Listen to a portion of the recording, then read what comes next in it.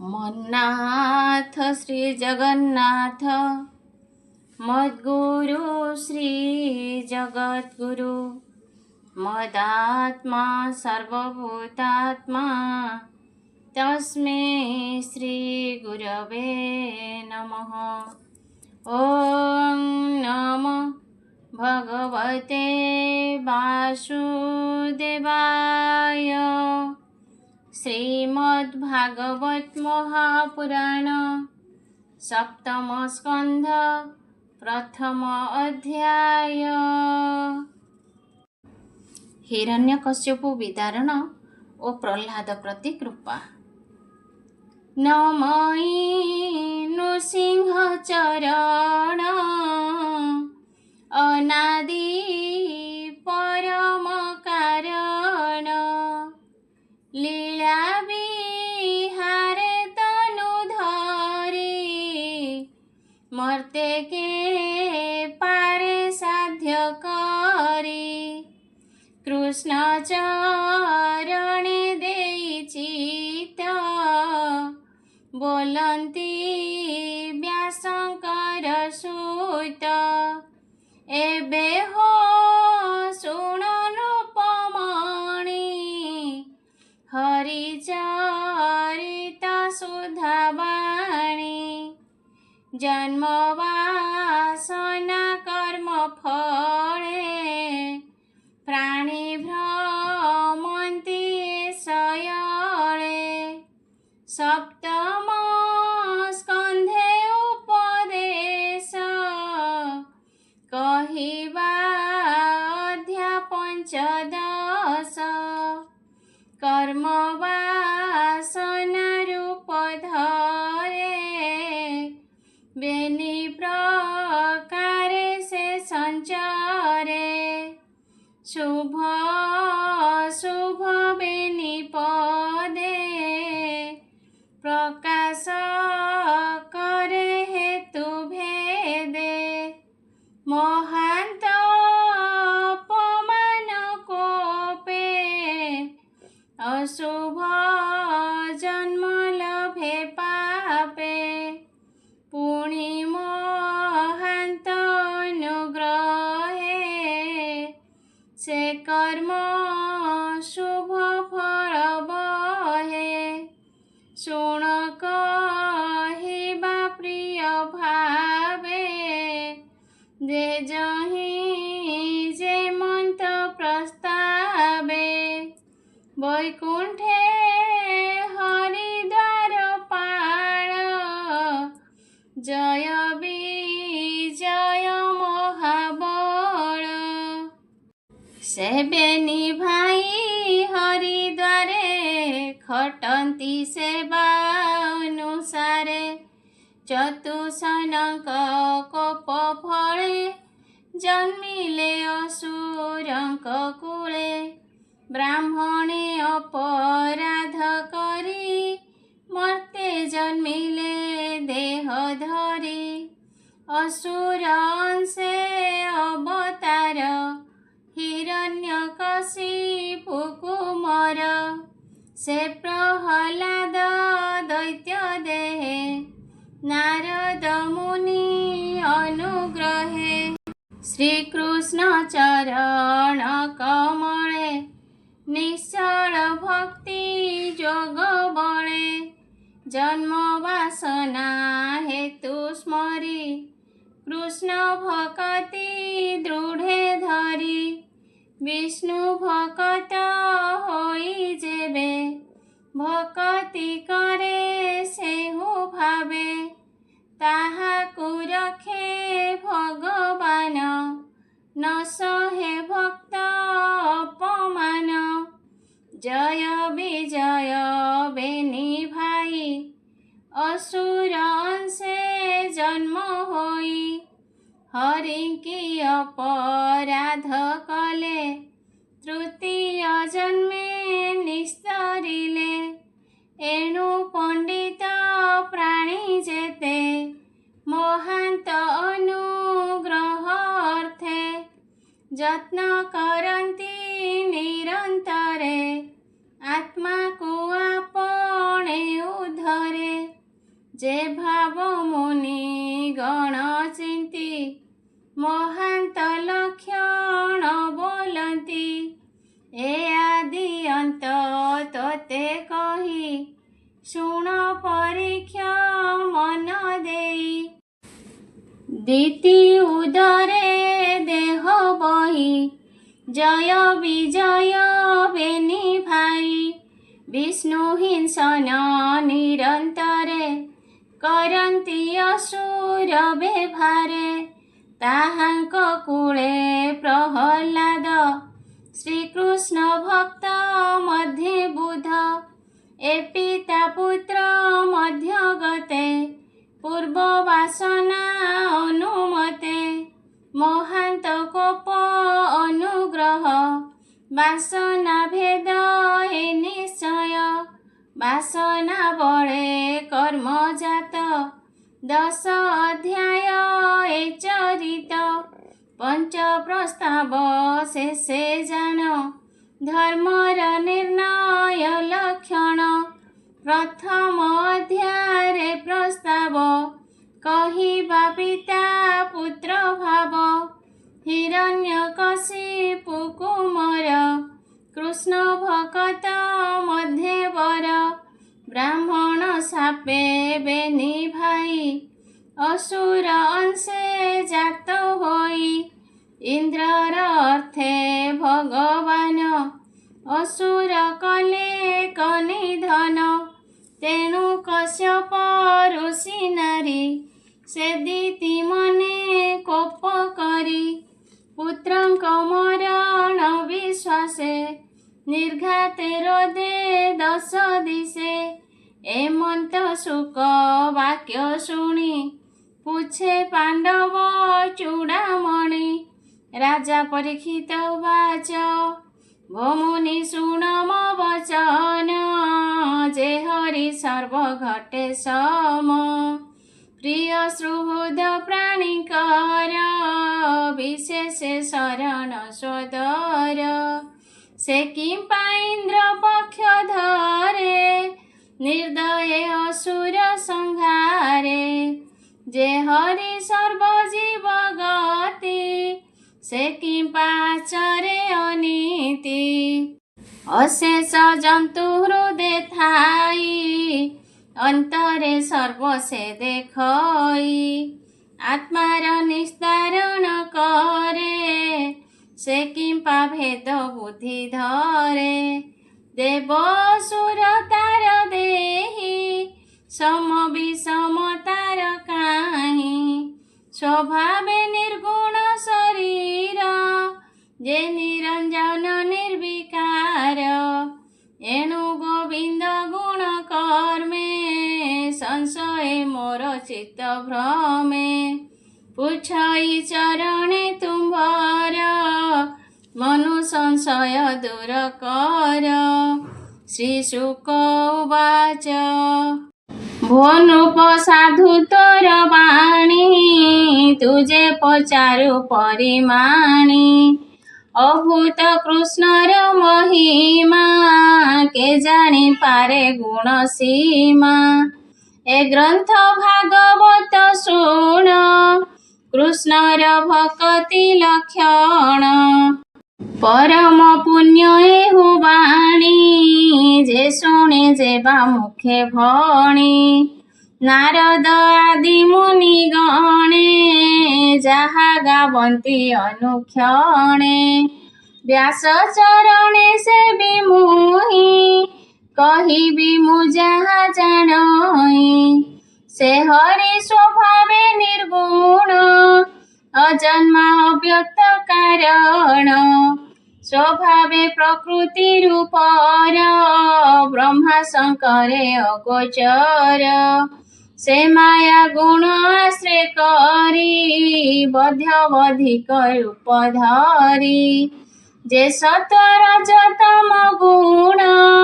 प्रकृति एहांक कारण आत्मार गुण नुहंती प्रकृति रूपे प्रकाशन्ति उदय अस्त एका बेळे नुहंती गुण काल बळे सृष्टि पालन करे हरि सत्व गुण को आश्रय करी देवता ऋषि रूप होई स्वधर्मे सृष्टि से पालई रज गुण को आश्रय करी असुर मानंको विस्तारे ଯକ୍ଷ ରାକ୍ଷସ ତମ ଗୁଣେ ସୃଜଇ କାଳର ପ୍ରମାଣେ ଜ୍ୟୋତି ସ୍ୱରୂପେ ପ୍ରକାଶଇ ବିଚାରେ କାହିଁ ନ ମିଶଇ କାଷ୍ଠ ସଂଯୋଗେ ଅଗ୍ନି ଯେନେ ଜଳ ଯେ ସନେ ପାତ୍ର ସ୍ଥାନେ ଆକାଶ ଯେନେ ଜଳ ଘଟେ ହେମନ୍ତ ରୂପେ ସେ ପ୍ରକଟେ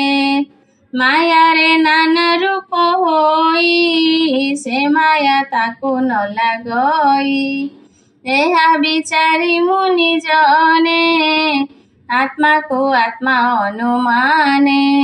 ସଂଶୟ ନ କରନ୍ତି ମନେ ହରି ବିଷୟ କ୍ରୀଡ଼ା ସ୍ଥାନେ ସେ କାଳ ମାୟା ଯୋଗ ଜୁତେ ପୁର ସର୍ଜଇ ଏ ଜଗତେ ରଜ ଗୁଣରେ ସୃଷ୍ଟି କରେ କାରଣ ବ୍ରହ୍ମ ରୂପ ଧରେ ଦେବାଧିଦେବ ଦେହ ମଧ୍ୟେ ବସଇ ସତ ଅନୁବାଦେ ରମିବା ଅର୍ଥେ ଭାବଗ୍ରାହୀ ଅଶେଷ ଜନ୍ତୁ ହୃଦେ ଥାଇ କ୍ରୀଡ଼ାର ଅନ୍ତେ ସେ ଆପଣେ सृष्टि संघरे तम गुणे से सृष्टि आद्य काले हरि जीव प्रकृति रूप धरी प्रधान पुरुष एबेनी निमित्त मात्र संगे खेनी तांको आश्रय संग मेले जगत भियाइला काले काल चलते आज्ञा घेनी प्रधान पुरुष एबेनी उभय मते नाना गुणे होइले सृष्टिर कारणे से हरि काल रूप धरे सात्विके देवंकु उधरे देवंक प्रिय कर्म करे असुर बल को संहारे एणु से प्रभु भगवान बहई सुर प्रिय नाम रज तामस गुण जेते ताकु संघारे अविरते एबे हो सुण नर नाथ हरिचरित भागवत ताहांक महिमा विशेषे सुण कहिबा इतिहासे राजुषी यज्ञ सभा अन्ते धर्म नंदनर अग्रते नारद मुनि जाहा कही से सभा मध्य पांच भाई देवकी नंदनर तुले धर्म नंदन पचारिले से सभा मध्य धर्म बड़ा नयने अभूत देखिला शिशुपाळर पंच प्राण गोविंदे पशिला तक्षण सभाजनक दृष्टि आगे बिजुली जेन्हे नील मेघे युधिष्ठिर उवाच भमुनि अभूत एकथा देखि मो मने गरु चिंता अष्टांग जोगे मुनिगण चिंतन्ति जे हरि चरण एकांत भक्ति जोगे चिंती जा रूप केहि न देखंती देव मानवे अगोचर जे ब्रह्म नित्य निराकार एदम घोषर कुमर स्वभावे दुष्ट दुराचार कृष्णे अनेक निंदा कला से किंपा कृष्ण को पाइला ए सभा जन संगे मोहि तुम्भ मुखे पचारई कहे केवल कारणे शुणन्तु सकले श्रवणे विष्णु को विष्णु जन मेले जे बानी दंती ज्ञान भोले से प्राणी नरके पड़ती महान्ते हेमंत कहती एदम घोष सुत वाणी सभारे दंत वक्र पुणी से हो अनेक निंदा कला से किंपा कृष्ण को पाइला एबेनी जने निंदा कले सभार मध्य कहेले कुष्ठ न हिला किंपा तुंडे किंपा न गले जम कुंडे केवल हेतु बेनी वीरे पशिले कृष्णर शरीरे एणे भ्रमई मोर मन बने जे सने हुतासन कारण कह मुनि मते शुणिले जीवई परते श्री शुक उवाच एमन्ते धर्मसुत वाणी आनंदे शुणी ब्रह्म मुनि कहिले राजार अग्रते सकले शुणन्ति जे मन्ते नारद उवाच ए जेते निंदा स्तुति अर्थे मनुष्य शरीर जगते प्रकृति पुरुष संयोगे कल्पित विवेक भावे बहई हिंसा अभिमान दंड पारुष्य सावधान मोहि मोहर बोली जाने जावत बसति निगुणे शरीर स्वभाव एमन्ते संसार मध्ये छन्ति जेते आत्माभिमाने देह बहि ताबधे प्राणी बद्ध होई एघेनी कैवल्यर स्थाने न घटे अर्थ अभिमाने हरि विषय करी जेते कैवल्य लभे प्राणी अन्ते के भजे रिपु अनुबंधे के अबा मित्र भावे सधे के अबा भजे ताकु डरे के अबा प्रिय भाव करे के काम भावे अनुसरे के अबा स्नेह चिंता करे ए सर्व जने अंत काले पसंती चरण कमले नित्य वैरी भावे चिंती हरिंकी जेमन्ते लभन्ति निश्चल चित्ते नित्य ध्यायी जोगिए लभिबे ता काहि ए भाव निशे मोर मने एबे हो शुण सावधाने भ्रमर जेते कीट मारे नेई स्थापई निज घरे से कीट प्राण जीवा काले सभये देखि थाई डोळे स्वभावे भय जोगे मरे तार स्वरूप अन्ते धरे एमन्ते कृष्णर विषये से माया मनुष्यर देहे बैरी पणे ताकु चिंती निर्मल हृदय पसंती एघेनी काम क्रोध भये जे भजन्ति मित्र स्नेहे कृष्ण विषय चित्त देई अनेक गले मुख्य होई गोपन गरे गोपी जेते कृष्ण भजिले काम चिते कंस जे नित्य भय कला अन्ते से गोविंदे पशिला क्षत्रिय शिशुपाल आदि तरिले होइन विवादी संबधे वृष्णि वंश जेते तुम्भे जे ज्ञाति स्नेह मते मुहिता चरण कमले भक्ति करई निश्चले ପୂର୍ବେ ଯେ ବେଣ ସତ୍ୟ ଯୁଗେ ନିରତେ ନ ଭଜିଏ ଭାବେ ବ୍ରାହ୍ମଣ ସାପୁ ନାଶ ଗଲା ଅନ୍ତେ ସେ ନରକେ ପଡ଼ିଲା ଏଣୁ ହରିଙ୍କି ନାନା ମତେ ଯେ ଭଜି ପାରେ ଦୃଢ଼ ଚିତ୍ତେ ନିର୍ଭୟେ ଗୋବିନ୍ଦେ ପଶନ୍ତି ଜନ୍ମ ମରଣୁ ନିସ୍ତରନ୍ତି ଯେ ଦମ ଘୋଷର କାମିନୀ ତୋହର ମାତାର ଭଗିନୀ ତାର ଉଦରୁ ବେନି ବାଳ ଯେ ଦନ୍ତ ବକ୍ର ଶିଶୁପାଳ ପୂର୍ବେ ହରିଦ୍ୱାରେ ଥିଲେ ବ୍ରାହ୍ମଣେ ଅପରାଧ କଲେ ଏବେ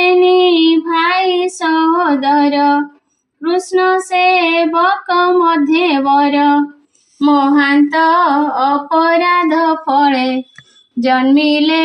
ଅସୁରର କୂଳେ ଏ ଜନ୍ମେ ମନୁଷ୍ୟ ଶରୀରେ ଏବେ ମିଳିଲେ ହରିଦ୍ୱାରେ ନାରଦ ମୁଖ ଏ ଚରିତ ଶୁଣି ବୋଲନ୍ତି ଧର୍ମସୂତ ଯୁଧିଷ୍ଠିର ଉବାଚ ଯେ ହରି ନାମ ଉଚ୍ଚାରନ୍ତି ସେ ସର୍ବ ସଙ୍କଟୁ ତରନ୍ତି ସେ ହରି ଦ୍ୱାରପାଳପଣେ ଆସେ ଖଟନ୍ତି ଅନୁକ୍ଷଣେ ତାହାଙ୍କୁ କେବା ସାପ ଦେଲା ମତେ ତ ସନ୍ଦେହ ଲାଗିଲା ଯେପରି କୁଣ୍ଠପୁରେ ଥାନ୍ତି ସେ ତ ସଂସାରେ ନ ପଡ଼ନ୍ତି ଦେହ ସମ୍ବୋଧ ଜହି ନାହିଁ ସେ କିମ୍ପା ମର୍ତ୍ତେ ଦେହ ପାଇ କିମ୍ପା ହୋଇଲେ ଦୁରାଚାର ଏଣୁ ସଂଶୟ ଚିତ୍ତେ ମୋର ଭମୁନି ନମୁ ତୋ ଚରଣ